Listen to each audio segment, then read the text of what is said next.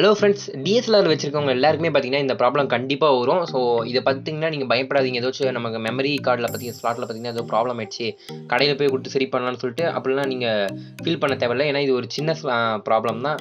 நானும் பார்த்தீங்கன்னா இப்படி தான் பயந்தேன். ஆனால் அதுக்கப்புறம் தான் தெரியும் இது ஒரு சின்ன ப்ராப்ளம் அப்படின்னு சொல்லிட்டு. ஸோ நீங்கள் கேமரா ஆன் பண்ணி பார்த்தீங்கன்னா கொஞ்சம் ஸ்லோவாகும். நார்மலாக இந்த பிரச்சனை வந்தாலுமே பார்த்தீங்கன்னா கேமரா ரொம்ப ஸ்லோவாக ஆன் ஆகும். அதுக்கு ரீசன் என்ன அப்படின்னு பார்த்தீங்கன்னா உங்கள் மெமரி கார்டு பார்த்தீங்கன்னா போயிருக்கும்.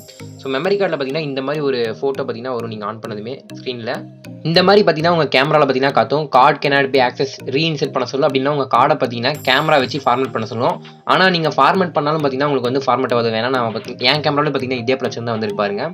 So card cannot be access பண்ண வரல, ஆக்சஸ் ஆகல. ஸோ பார்த்தீங்கன்னா நம்ம வந்து ஃபார்மேட் பண்ண சொல்லுது. நம்மளால் பார்த்தீங்கன்னா ஃபோட்டோஸ்லாம் நம்ம வந்து கிளிக் பண்ண முடியாது. ஆனால் நீங்கள் இப்போ பார்த்தீங்கன்னா ஃபார்மேட் ஆப்ஷன்ஸ் இருக்குது. இதில் நீங்கள் கேமரா பார்த்தீங்கன்னா ஃபார்மேட் பண்ண சொல்லணும். நீங்கள் அப்படியே ஃபார்மேட் பண்ணிங்கன்னா பார்த்தீங்கன்னா cannot format அப்படின்னு சொல்லிட்டு தான் காட்டும். பாருங்கள், நான் பண்ணி காட்டுறேன். இதில் ஸ்டோரேஜும் பார்த்தீங்கன்னா காட்டில் பாருங்கள், நீங்களே பாருங்கள். cannot format change card அப்படின்னு சொல்லிட்டு தான் காட்டுது. ஸோ நீங்கள் என்ன பண்ணணும் அப்படின்னு பார்த்தீங்கன்னா, நீங்கள் சிஸ்டமில் நிறைய பேர் பார்த்தீங்கன்னா யூடியூப்ல நானும் பார்த்து சிஸ்டமில் இது ஏதோ பண்ணுவாங்க. அதெல்லாம் எதுவுமே நீங்கள் பண்ண தேவை. இதோட ரீசன் என்ன அப்படின்னு பார்த்தீங்கன்னா, உங்கள் கார்டை நீங்கள் திருப்பி பார்த்தீங்கன்னா இந்த இடத்துல இருக்குது பார்த்தீங்களா. ஸோ இந்த பின்னு பார்த்தீங்கன்னா போயிருக்கும் உங்களுக்கு. ஏன்னா நீங்கள் அடிக்கடி நீங்கள் கேமரா கழட்டி மாட்டுவீங்க. அதாவது மெமரி கார்டு எடுத்து லேப்டாப்பில் போட்டு நீங்கள் ஃபோட்டோஸ்லாம் ஷேர் பண்ணனால அடிக்கடி நீங்கள் எடுக்க வேண்டியதாக இருக்கும் ஃபோட்டோ எடுத்துகிட்டு.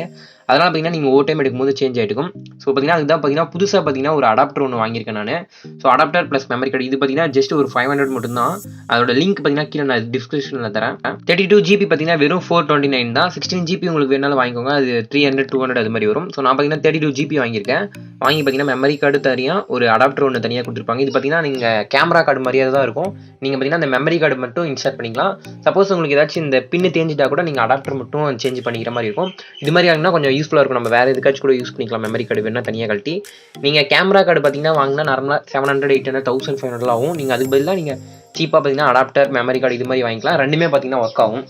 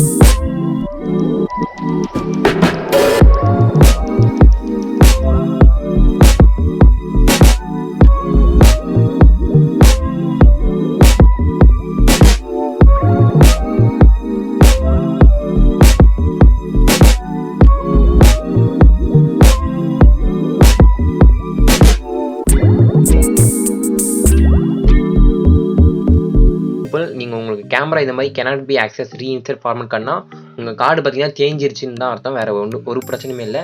நீங்கள் ஜஸ்ட் ஒரு அடாப்டர் ஒரு மெமரி கார்டு வாங்கி புதுசு போட்டுக்கோங்க. அதெல்லாம் வேறு எதுவும் கடைக்கெலாம் நீங்கள் போய் ரிப்பேர் பண்ணணும் ஒரு அவசியமும் இல்லை. ஜஸ்ட் ஒரு கார்டு மட்டும் புதுசாக வாங்கி பார்த்துக்கோங்க ஆன்லைனில். ஸோ கடையிலாம் போகாதீங்க. கடையில் போனால் கொஞ்சம் அதிக ரேட்டாக சொல்லுவாங்க. அதனால் ஆன்லைன்லேயே வாங்கிக்கோங்க. அவ்வளோதான். ஃபோட்டோ எடுத்து கூட காட்டுறேன் பாருங்க உங்களுக்கு. ஸோ ஃபோட்டோ எடுத்தாச்சு, அவ்வளோதான், ஒர்க் ஆகுது. ஸோ நல்ல ஒரு கார்டை சாண்டிஸ்க்கு சாம்சங் அது மாதிரி கொஞ்சம் ரொம்ப கம்மி ரேட்டில் வாங்காமல் ஒரு நல்ல கேமராவாக நல்ல ஒரு மெமரி கார்டாக வாங்கி போடுங்க. அப்போ லைஃப் தரும். ஓகேவா? ஸோ அவ்வளோதான், கேமரா எல்லாமே ஒர்க் ஆகுது. ஸோ ஆஃப் பண்ணிக்கலாம். ஸோ அவ்வளோதான் இந்த பிரச்சனை. உங்களுக்கு இந்த மாதிரி கார்டு cannot be accessன்னு வந்துச்சுன்னா கார்டு வந்து தேஞ்சிருச்சு. ஸோ நீங்கள் வேறு கார்டு கன்ஃபார்ம் மாற்றியாலும் வேறு வழியே இல்லை. ஓகேவா? இந்த வீடியோ பிடிச்சினா லைக் பண்ணிக்கோங்க, ஷேர் பண்ணிக்கோங்க. டாடா, பாய்.